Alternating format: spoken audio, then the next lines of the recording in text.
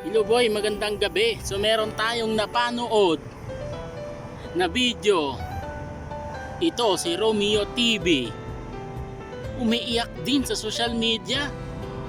Nagnanakaw na nga lang ng video, umiiyak pa rin sa social media. Lagi na lang si Diwata ang nakikita nyo, Romeo TV.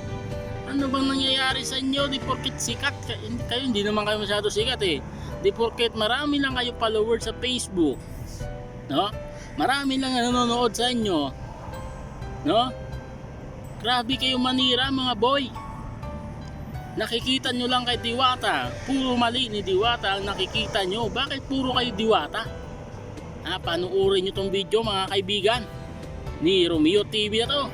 Si Diwata lagi nakikita. Dahil may nakita na naman akong video mo, di ba? Na ang sabi mo, paulit-ulit mong sinasabi na kapag wala lang kumain sa parisan mo, okay lang sa'yo. Pero sa totoo lang ito sasabihin ko sa'yo, wala na talagang kakain sa'yo. Lahat nandun na kay Hiwaga. Nakahiwaga na lahat. Alam mo kung bakit? Sayang kasi yung mga puta ng mga tao sa'yo, no? Nasusupladahan mo, nasisimangutan mo. Yung mga gusto magpa-picture sa'yo, tinatanggihan mo. Di ba? Kaya sa totoo lang, Diwata, no? Kung ano yung bilis na pagsikat mo, yun din pala yung bilis ng pagkalaos mo. Kasi nga sa totoo lang, Diwata, no? Ikaw ang gumagawa ng ikakasira mo. Sa totoo lang, huwag mo kaming sisihin kasi napapansin namin sa'yo na nag-iba ka na talaga. Ibang Diwata na yung nakikita namin sa ngayon. Nilamon ka na kasi ng kasikatan. Tapos Diwata, dinadahilan mo palagi kang pagod, no? Sana inisip mo yung mga nagpupunta sa'yo na mga taga-suporta mo, followers mo na gusto kong makita. Sana inisip mo na pagod din sila, no? Kasi iba't ibang mga lugar pa. Hoy, ipapaliwanag ko sa iyo huwag kang putak na putak sa social media. Lagi ka lang, nangingialam ka lang kay Diwata. Grabe. Alam mo mga idol, si Diwata nagninegosyo yan mula noon. Noon pa lang, hindi pa siya sikat, nagninegosyo na yan, nagpaparis na yan. So, hindi ka pa nga niya nakilala, nagpaparis na yan. Kaya sana, sabihin ko sa inyo mga kaibigan, ang isang tao nagninegosyo, ipaintindi ko sa iyo, kaya ganyan si Diwata, na ayaw niya na istorbuhin siya sa negosyo niya. Siyempre, marunong kayo rumispeto. Ganito kasi yan. Kailangan mo makapokus kapag nagninegosyo ka. Alangan naman, pabayaan mo yung negosyo mo, ay di malulugi ka. Walang masama doon kung magsabi si Diwata na kung pwede ba, mamaya na po, nakiusap naman yung tao na kung pwede, unahin niya muna yung kanyang negosyo. Nakikita nyo naman, nagpapapicture naman yung iba.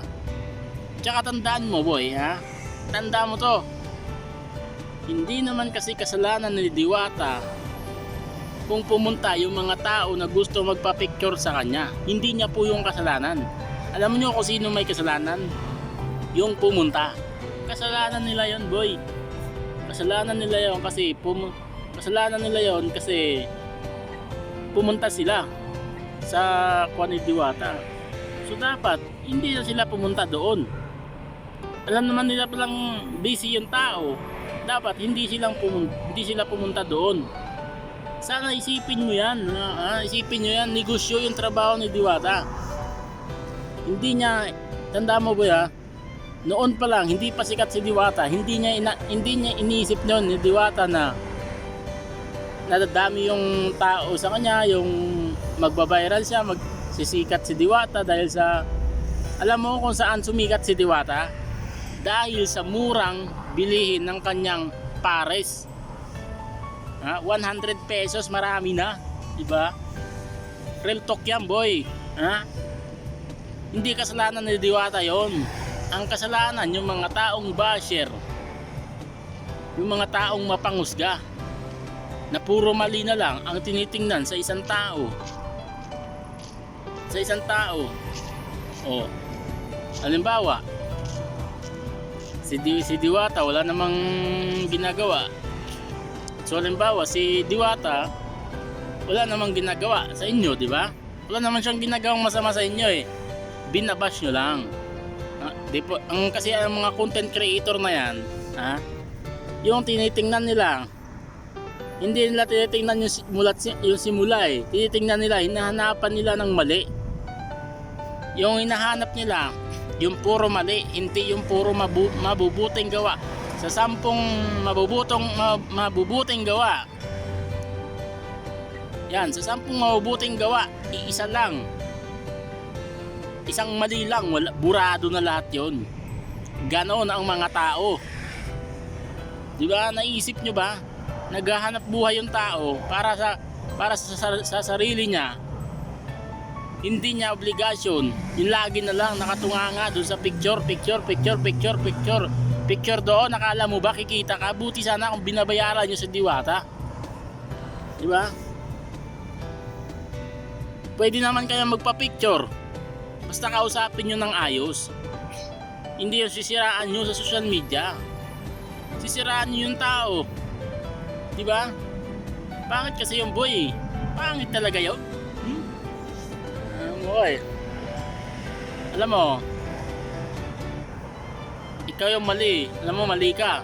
Kasi nakikita nyo sa tao, puro mali na lang eh. Dapat tingnan nyo rin yung mabubuting gawa ng isang tao bago nyo husgahan. Subukan nyo kayang tumingin sa salamin, sa side mirror ng motor nyo.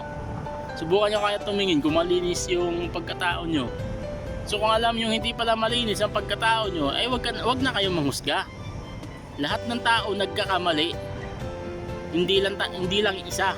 Diyos lang ang perpekto.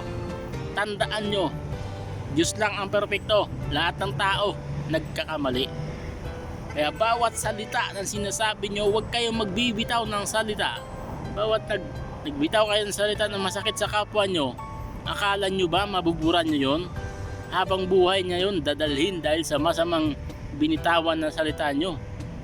Isipin nyo rin yung mga sinasabi nyo sa isang tao, kung tama nga ba ang inyong mga sinasabing masasama sa kanya.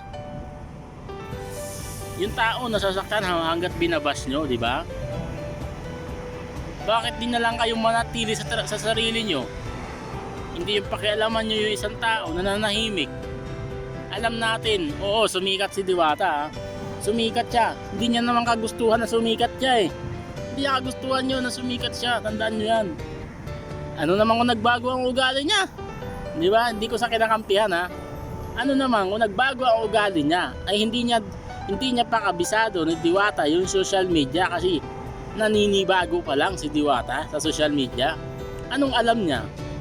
Kasi ang alam ni Diwata, negosyo. Yun ang gusto ni Diwata. Yan ang ipahiwatig ko sa inyo mga ka-idol. Negosyo lang ang gusto ni Diwata. Hindi niya akalain na nag-viral siya. Marami na palang magkaka-idol sa kanya ay hindi niya alam. Baliwala lang yung pa-picture-picture na yan. Oh. Kung alam lang, tingnan nyo. May sasabihin ako sa inyo mga ka-idol ha. Pag pumasok ka ba ng Jollibee, pag pumasok ka ba ng McDo, ha? Subukan nyo hanapin yung manager doon kung makikita nyo. Subukan nyo hanapin yung may-ari ng Jollibee kung makikita nyo doon. Sige nga, pumunta kayo ng Jollibee bago kayo manghusga ng tao. Kung may pag nakita nyo yung Jollibee, nakapunta na ng Jollibee tapos wala yung may-ari, ha? Subukan nyo para malaman nyo tapos pa-picture kayo. Diba? Diba? Hindi nyo nakikita yung may-ari ng Jollibee o McDo. O, sana naman pag nanghusga kayo ayusin nyo. So real talk, yun lang po mga ka-idol.